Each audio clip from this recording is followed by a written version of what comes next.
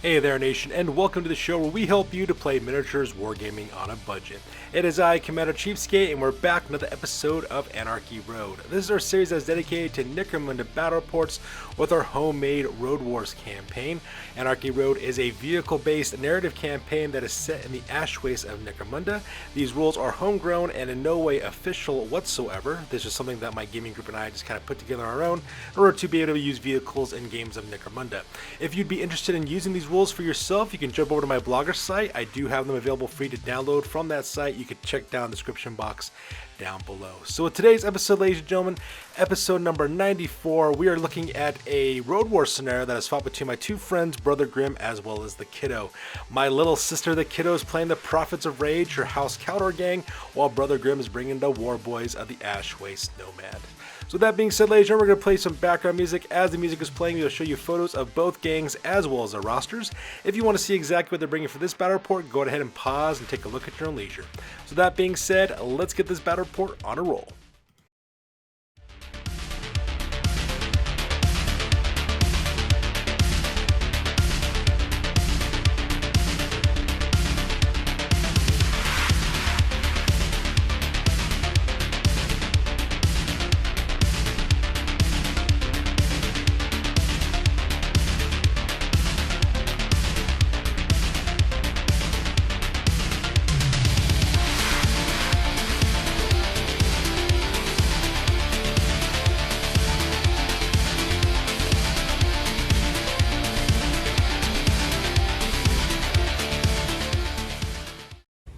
Ladies and gentlemen, boys and girls, dying times here.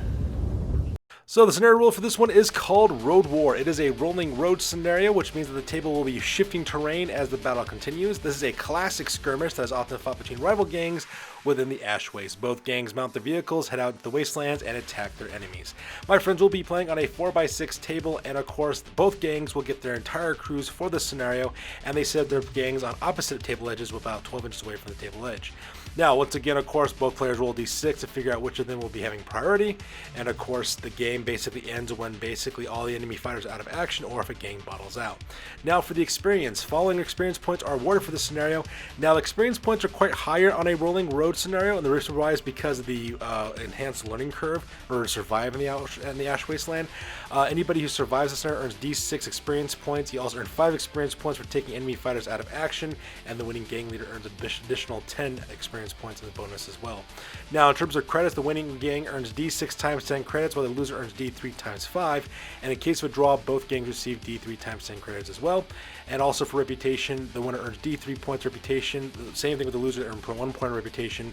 If both gangs are fighting for each other the very first time, which is the case in this scenario, they both earn additional 1 point reputation, and if any gang bottles out, they lose 1 point reputation as well.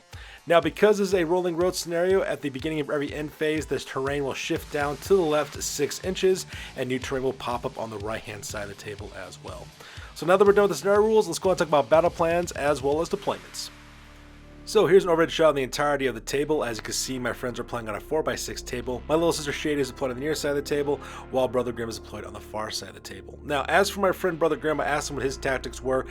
Pretty much, he is in dire straits. A lot of his gang members are currently in recovery right now. He doesn't have his war bikes like he usually does. He's basically counting on his 2 medium-hulled vehicles in order to hold the line for the most part. So his plan basically is to hijack an enemy vehicle. His plan is to actually go over the Reliquary of Rage, which is the large super heavy transport that's located in the center of the table.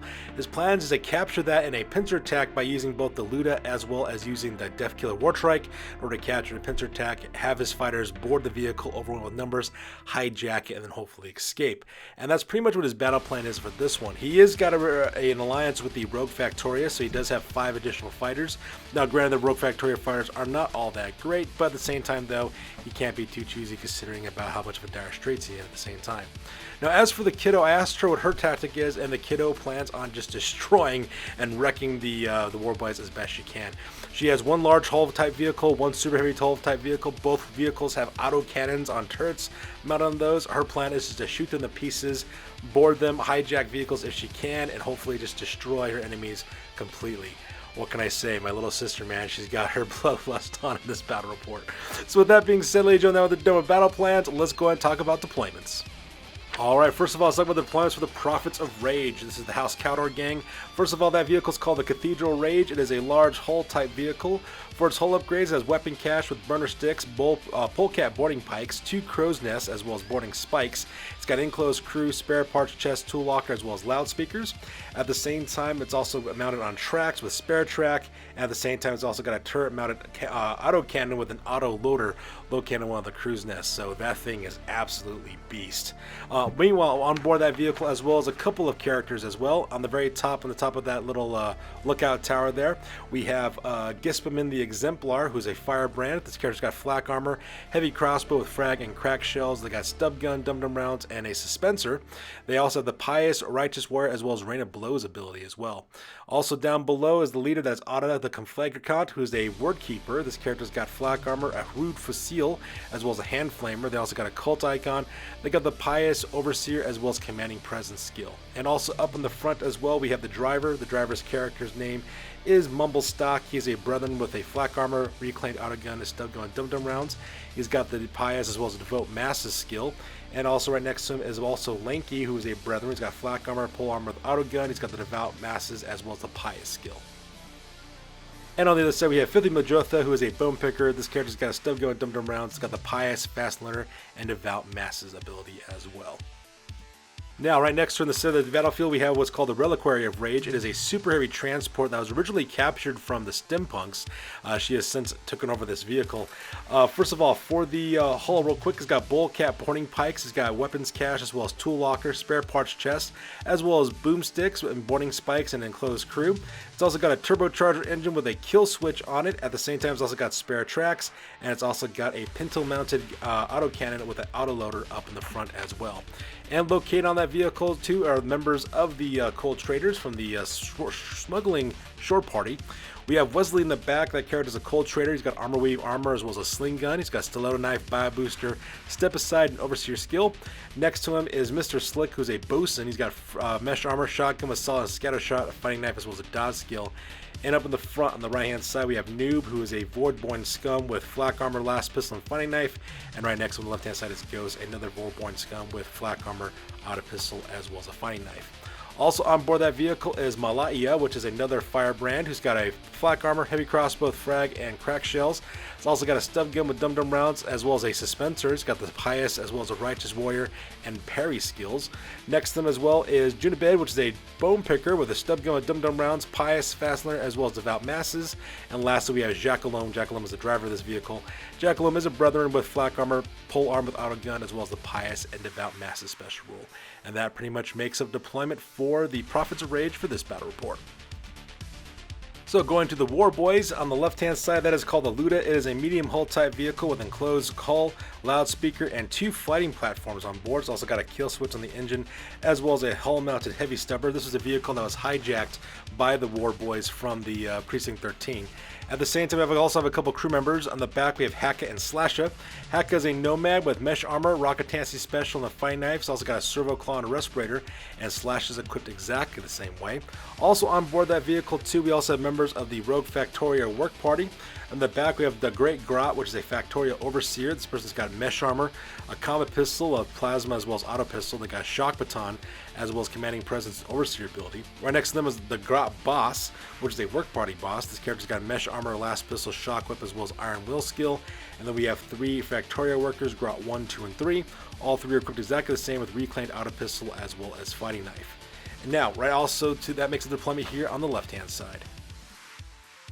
And in the center deployment area, we have the Death Killer War Trike. It is a medium hull type vehicle. It's got turbocharger as well as a thruster tank on the engine. It's got skied wheels on the wheels as well as a military grade ramming prow that is hull mounted. And mounted on that vehicle too is a couple of characters. In the back we have Zogwarp the World Killer, who is a nomad leader. This character's armed with mesh armor, a plasma pistol, and chainsword respirator. It's got the Overseer as well as a commanding presence ability. This vehicle is being driven by Slint, which is a nomad who's got mesh armor, a Rocketancy special, fighting knife, as well as a respirator. At the same time, we have 2 punks on board named Toady and Bodhi. Toady and Bodhi are equipped exactly the same with mesh armor, stub guns, and dum-dum rounds, fighting knives, as well as respirators. And that pretty much makes up deployment for the War Boyz. So now that deployment's over with, we go directly to the top of turn number 1, and both my little sister, the Kiddo, as well as Brother Grimm roll off for initiative to see which of them will have priority. Alright, so that takes directly to the top of turn number 1, and the Ash Waste Nomads managed to get the initiative on this one. So for his very first activation, Brother Grimm activates Zogwark the World Killer, does a group activation, and he uses Overseer ability on Slint, who is a driver of the Nomad. So because they get double sets of activations, and as you can see in this photo, they went all the way across the other side of the battlefield, right behind the back of the Reliquary of Rage. At the same time, because of the Commanding Presence ability, both Bodhi as well as Toady are activated as well. They take a basic action to both aim with their guns, for +1 to hit because they're traveling so quickly, and they open fire on the tracks of the Reliquary of Rage. They do manage to put 1 wound on it, but that's really about it. So with that, we go directly to the kiddo's first activation. She activates Wesley, who does his Overseer ability off on Mr. Smug, who is the bosun for this. Now, the bosun will be driving the Reliquary of Rage. Basically, they do double sets of activations for that. Basically, the vehicle goes back and also turns for this first set of activations, and for the second set of activations, they do a double action by running forward and ramming directly into the Deathkiller Wartrike. Now, the Reliquary of Rage does charge directly into the Deathkiller Wartrike, but the Deathkiller Wartrike does have a hull-mounted military-grade ramming power, which means that it is immune to impact hits from the front, so not much really happens there. At the same time, not much damage actually occurs for the Reliquary of Rage. Now, because Wesley was actually group activated and he is a leader, he does get to activate one of his fighters, in which case that fighter was Noob. Noob does a double action or do a boarding action directly onto the Deathkiller Wartrike. He managed to jump on board and proceed with close combat. In the end, Noob was able to put 2 flesh wounds directly onto Bodhi, I believe is the name of that little punk, but at the same time, though, doesn't take any damage in return either. So meanwhile, going back to the directly across the battlefield, we go to Haka. Haka is the driver as well as the gunner of the Luda as well. So he basically does a simple action move up forward normally, and does a basic action open fire with his heavy stubber directly towards the Reliquary of Rage. Unfortunately for him, though, he misses his shot, and to add insult to injury, he also rolled an ammo roll on that one for both of his heavy stubbers. So because of that, they both got ammo rolls for both of them, and because of the Beg, Bar, and Steel roll that we have for our Wasteland campaign, if the weapon doesn't come from the Wasteland weapons table, it automatically has a 6-up ammo check. Unless, of course, you have a member of the gang with munitioneer skill, or unless you got like a bullet merchant or some kind of territory that or ammo jack or territory that lets you not have to worry about that. So because of that, not much really happened over here. Meanwhile, continuing on with the rest of the action phase, we go directly towards the Kiddo. The Kiddo does a group activation by activating her leader, Otto the Conflagrant, who, using her commanding presence, using her Overseer ability, basically puts double sets activation on Gispman the Exemplar, as well as does a group activation for the rest of the gang as well. So Mumblestock takes a vehicle and does a simple 2 sets of simple movements, moving forward directly towards the middle of the table. At the same time, Gispman the Exemplar does 2 sets of activations. Basically, the first set was to take aim with the auto cannon and another basic action open fire with it, and then of course exactly the same set of actions for their second activation. Gispman the Exemplar puts both sets of shots from the autocannon directly into the engine of the Luda, and as you can see in this photo, the engine is completely destroyed. Not only did they manage to eat up all the wounds on the engine, but they also ate up all the toughness on it, so because of the engine is wrecked, that's why it's smoking. Which means, just to give you guys an idea about how bad that is, what ends up happening whenever a component of a vehicle gets wrecked, what ends up happening is that means all the wounds are gone, as well as all the toughness due to flesh wounds onto the engine. Which means that basically, since the engine of the Luda basically has a toughness value of 6, as well as 2 wounds, that means they have to heal up 6 toughness points to get back the toughness for the engine, and then 2 wounds on top of that to make the engine fully operational again, so if they want to heal it. Now, granted, they could bring back all 6 toughness and 1 wound to make the engine work, but still, at the same time, though, that part was absolutely horrific. That vehicle is going nowhere. So Gispman the Exemplar's second set of activations, they ended to do exactly the same thing, opening fire with the autocannon directly into the Deathkiller Wartrike as well. At the same time, the engine is also crippled. They managed to eat up both wounds on the engine, as well as put 4 flesh wounds on the engine. So because of that, they're 2 flesh wounds away from having that engine being wrecked as well. So that double set of activations with Overseer with autocannons is extremely dangerous, as you can see here in these photos. So with that, Brother Grimm goes next. He does a group activation with the Great Grot, who basically does a group activation for Grot 1, 2, and 3. And all 4 of those fighters, of course, take intelligence checks in order to repair the engine for the Luda. Unfortunately for Brother Grimm, though, they only managed to heal 2 flesh wounds on that one. So because of that, the engine is no longer wrecked, it's currently crippled. But they still need to heal the other 4 toughness, at least 1 wound, if they want to be able to move with the vehicle in the next turn.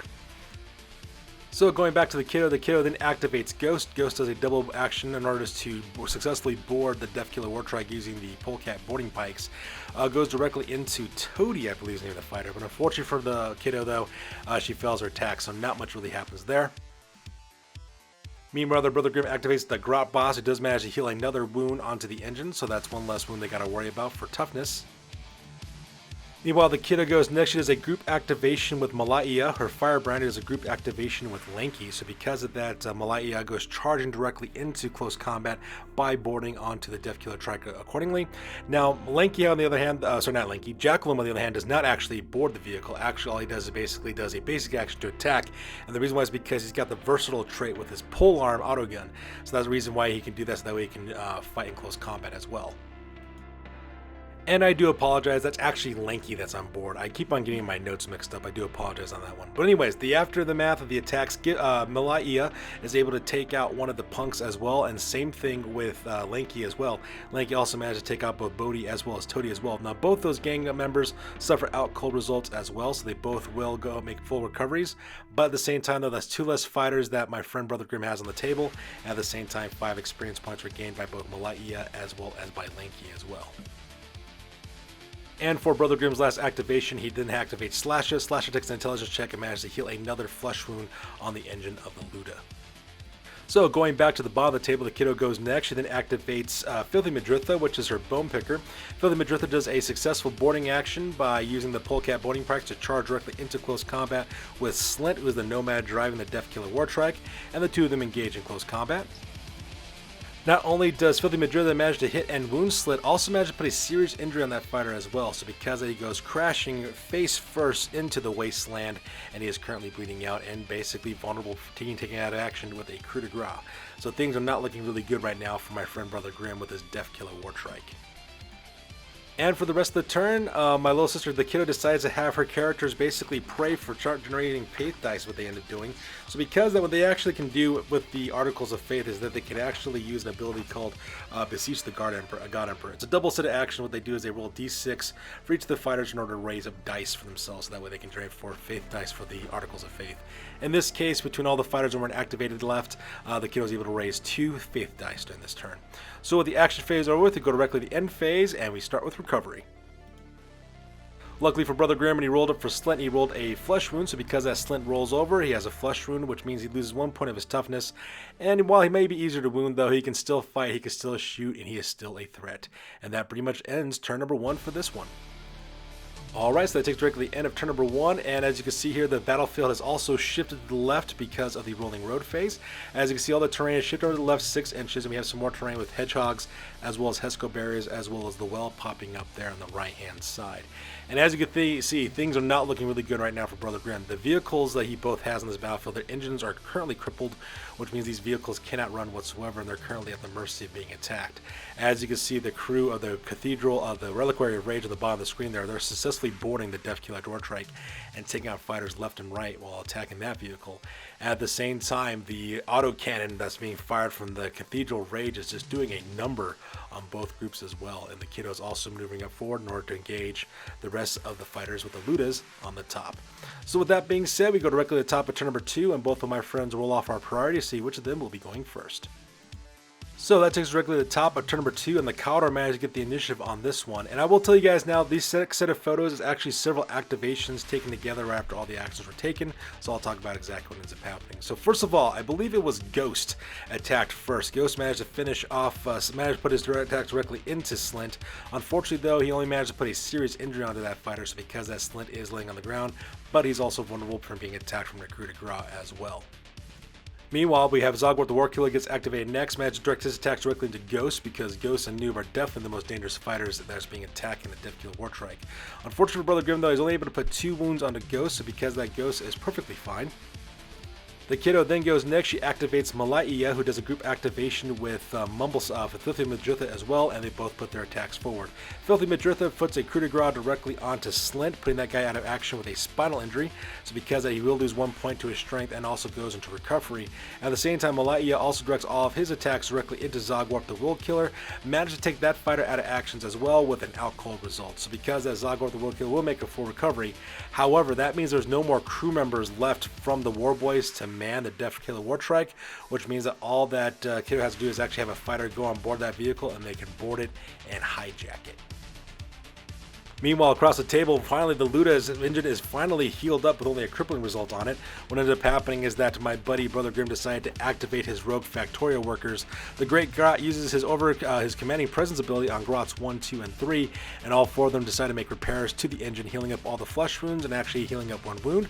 So because of that, now the engine can actually start moving now.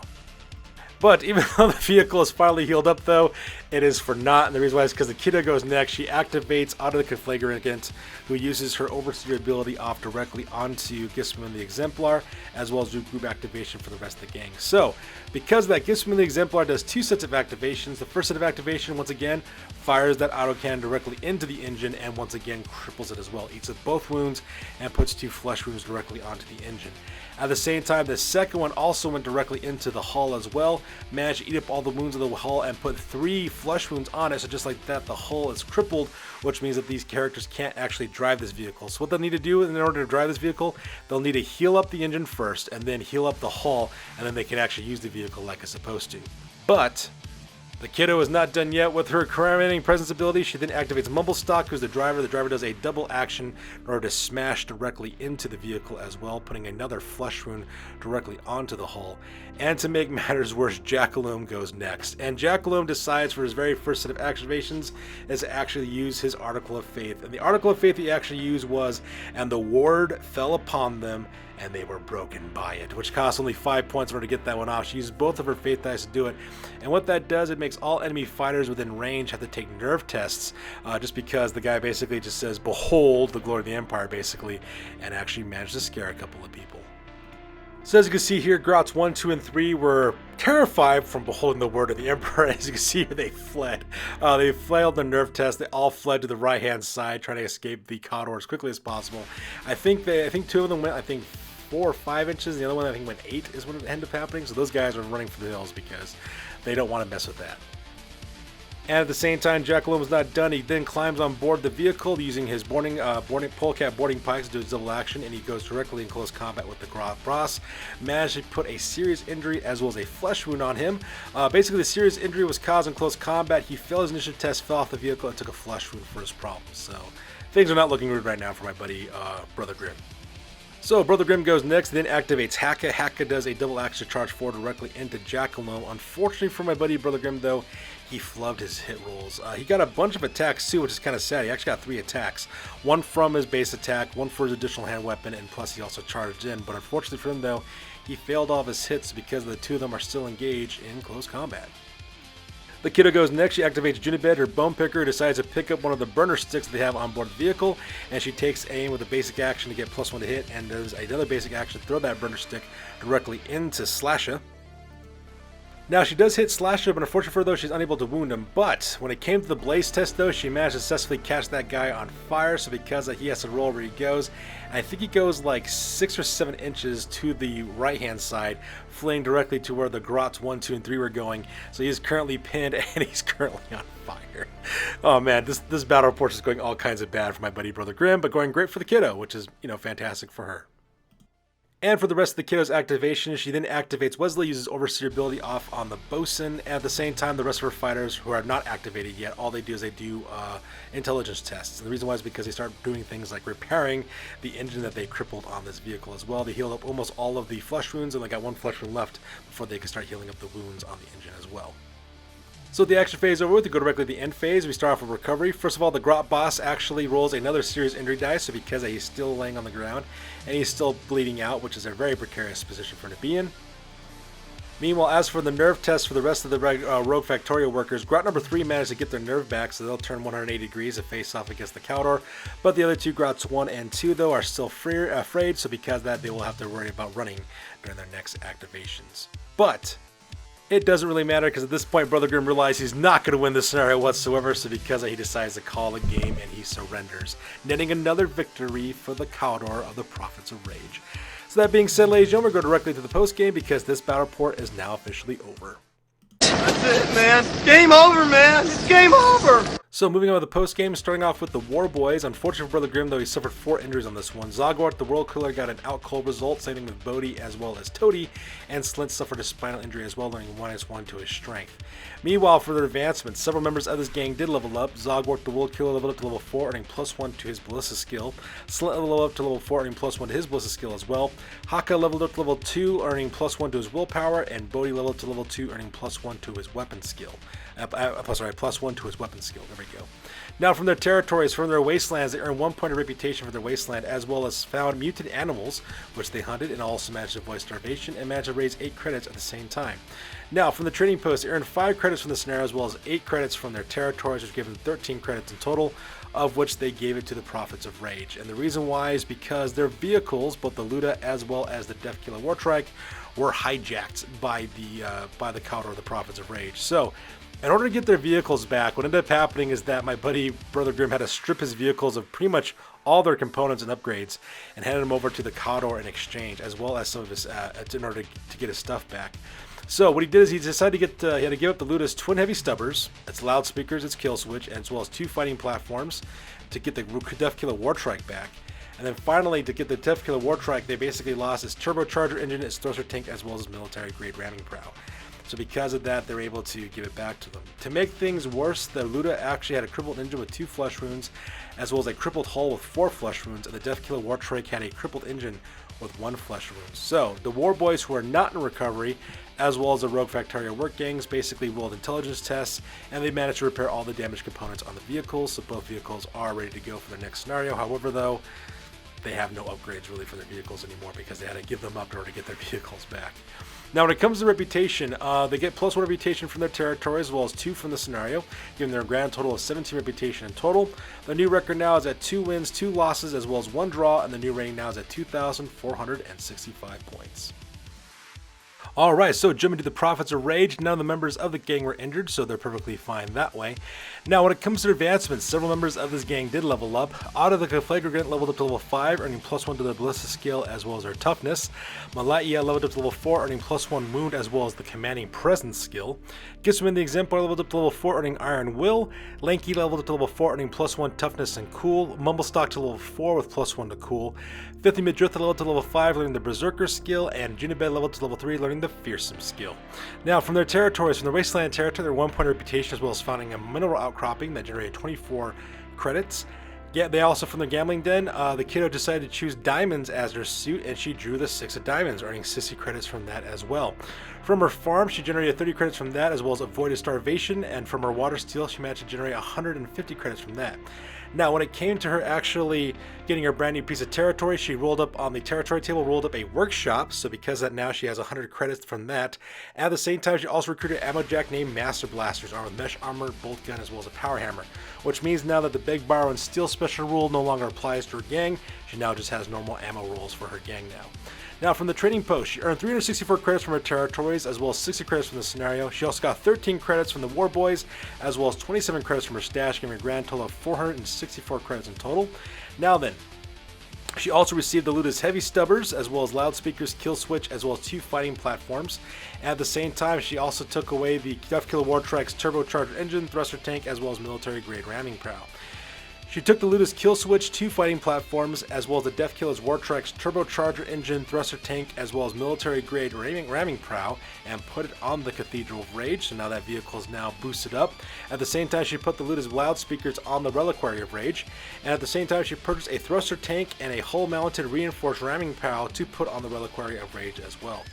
Meanwhile, she also recruited a new Cawdor Brethren for 60 credits named Sacred Simeon. That guy's armored flak armor as well as a reclaimed autogun, and she also recruited a Redemptionist Brethren Specialist for 130 credits named Orm the Pilgrim. That guy's armed with flak armor, a grenade launcher's crack and frag grenades, and stub gun. He's also a specialist as well.